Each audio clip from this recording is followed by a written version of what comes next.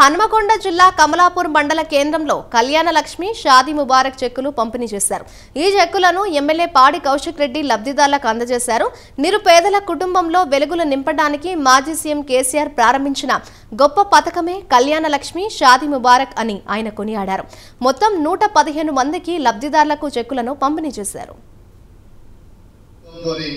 మీ అందరికీ ఇవ్వడం జరుగుతుందని చెప్పి సందర్భంగా తెలియజేస్తాను. మొన్న కూడా కళ్యాణ లక్ష్మి చెక్కులు మొన్న కూడా ఒక 100 ఇచ్చినాం. ఇవాళ ఒక్కొక్క 113 తెచ్చినాం.